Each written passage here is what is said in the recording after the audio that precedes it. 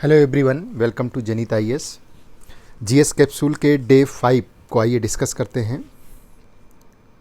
इसमें first question है, article 12 में स्टेट को की जो परिभाषा है उसमें किसको किसको शामिल किया गया है। ऑप्शंस आपको दिए गए हैं, संसद, राज्य विधानमंडल, बिल्कुल दोनों शामिल हैं। उसके अलावा केंद्र और राज्य की सरकारें, ये भी इसका हिस्सा हैं। भारत के क्षेत्र के भीतर या भारत सरकार के नियंत्रण में कोई भी प्राधिकरण, ये भी सही है। तो स्टेट के अंतर्गत आर्टिकल 12 में ये तीनों शामिल हैं। इसका जो आंसर होगा वो 1, 2, 3 होगा।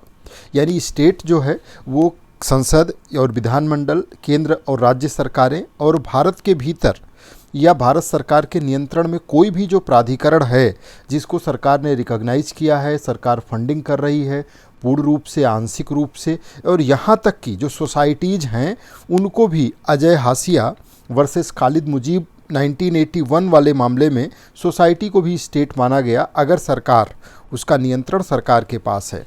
तो यानी आर्टिकल 12 जो स्टेट है ये परिभाषा देता है, इसमें केंद्र और राज्य सरकार, संसद, राज्य विधानमंडल, स्थानीय निकाय और भारत के भीतर या भारत सरकार के नियंत्रण में कोई भी जो प्राधिकरण है वो सब सोसाइटी माने जाएंगे। ये प्रश्न पूछा गया था। अगला प्रश्न है कि अनुच्छेद 14 इसका जो मूल प्रिंसिपल है वो क्या है।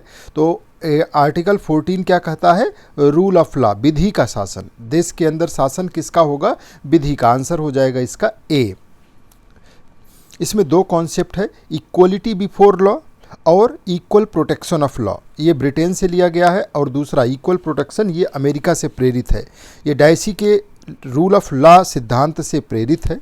सभी के लिए कानून के सामने समानता और कानून के द्वारा सबको समान रूप से संरक्षण सुनिश्चित किया जाएगा। आंसर इसका होगा विधि का शासन। नेक्स्ट क्वेश्चन है, अनुच्छेद 15 के अंतर्गत किस प्रकार का जो भेदभाव है उसको रोका गया है? केवल धर्म के आधार पर, केवल जाति, लिंग, जन्म स्थान और धर्म के आधार पर, या फिर धर्म, जाति, लिंग, जन्म स्थान और इनमें से किसी के आधार पर, आर्थिक आधार पर? आंसर होगा सी। ये पूरा आर्टिकल नंबर 15 क्या है? धर्म, मूल वंश, जाति, लिंग और जन्म स्थान के आधार पर विभेद का प्रतिषेध किया गया है। यानी कि धर्म के आधार पर, मूल वंश, जाति, लिंग और जन्म स्थान के आधार पर या इनमें से किसी के आधार पर किसी भी व्यक्ति के साथ, किसी भी नागरिक के साथ कोई भेदभाव नहीं किया जाएगा। आर्टिकल 15(3) और आर्टिकल 15(4) इसमें विशेष प्रावधान किया गया है कि महिलाओं, बच्चों और सामाजिक व शैक्षणिक रूप से पिछड़े वर्गों के लिए अलग से विशेष प्रावधान होगा ताकि उनको समानता की श्रेणी में लाया जा सके। अगर उनके साथ पहले कोई भेदभाव हुआ है तो उस भेदभाव को समाप्त करके और उन्हें मुख्य धारा में शामिल किया जाए। आर्टिकल 16 की विषय वस्तु क्या है? शिक्षा का अधिकार, सार्वजनिक रोजगार में अवसर की समानता, न्यूनतम मजदूरी और मतदान का अधिकार। तो आर्टिकल 16 कहता है कि लोक नियोजन के विषय में अवसर की समानता होगी। समता के अधिकार के अंतर्गत ही आता है। 14 से 18 के अंतर्गत ही आता है। ये कहता है कि सार्वजनिक रोजगार में समान अवसर की उपलब्धता होगी, लोक नियोजन के विषय में अवसर की समानता होगी, यानी सरकारी नौकरियों और पदों में सबको समान अवसर मिलेगा। इसमें कुछ प्रावधान किए गए हैं SC, ST, OBC, पिछड़े वर्ग और आर्थिक रूप से कमज़ोर वर्गों के लिए, विकलांग व्यक्तियों के लिए, ताकि इन्हें भी समानता का जो संरक्षण है, यानी समानता के स्तर पर लाने के लिए इनको संरक्षण प्रदान करने के लिए आरक्षण का प्रावधान किया गया है, जो कि अस्थायी है। UPSC में पूछा गया प्रश्न है कि अनुच्छेद 17 किसे समाप्त करता है? जातिगत आरक्षण को, अस्पृश्यता को, जबरन श्रम को या दास प्रथा को? तो आर्टिकल 17 समता के अधिकार के अंतर्गत आता है और यह अस्पृश्यता के अंत की बात करता है। ये कहता है कि अस्पृश्यता वो किसी भी रूप में हो, किसी भी विधि में हो, उसे समाप्त किया जाएगा। इसके पालन को अपराध घोषित किया गया है। इसके लिए संसद ने एक कानून बनाया है, protection of civil right act 1955, जिसके द्वारा अस्पृश्यता, एक तो संविधान में अस्पृश्यता के अंत की बात की गई है और इस कानून के द्वारा इसके अनुपालन को सुनिश्चित किया गया है। अनुच्छेद 18 के अंतर्गत किस पे प्रतिबंध लगाया गया है? तो आर्टिकल 18 क्या कहता है? उपाधियों का अंत, नागरिकता छोड़ना, मतदान करना, संसद में चुनाव लड़ना, विदेशी उपाधि धारण करना, इस पर प्रतिबंध लगाया गया है। इसमें कहा गया है कि जो उपाधियां हैं उनका उन्मूलन होगा, जैसे राय बहादुर या किसी अन्य तरीके की जो उपाधियां चलती थी, अब केवल शैक्षणिक और सैन्य उपाधियां ही चलेंगी।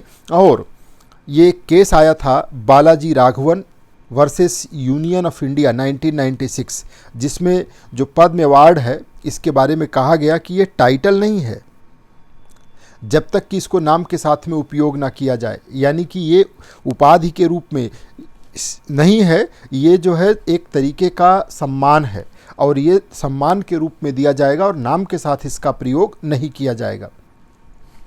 2019 में ये सवाल पूछा गया कि कौन सा अनुच्छेद अधिकारों का प्रवर्तन सुनिश्चित करता है? तो भारतीय संविधान का आर्टिकल है 32, जो कहता है कि जो मूल अधिकार हैं अगर उनका उल्लंघन हुआ तो आप सीधे सुप्रीम कोर्ट जा सकते हैं। सुप्रीम कोर्ट जाने का अधिकार, इसे डॉक्टर अंबेडकर ने संविधान की आत्मा कहा है आर्टिकल 32 को। इस यानी मूल अधिकारों का अगर उल्लंघन है तो उसको लागू कराने की गारंटी देता है आर्टिकल 32। इसके तहत आप सीधे सुप्रीम कोर्ट जा सकते हैं।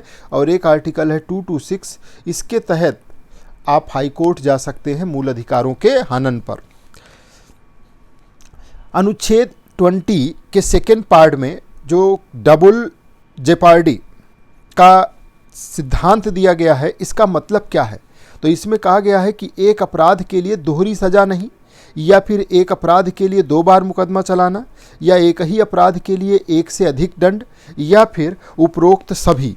तो ये है, एक अपराध के लिए दोहरी सजा का प्रावधान नहीं होगा।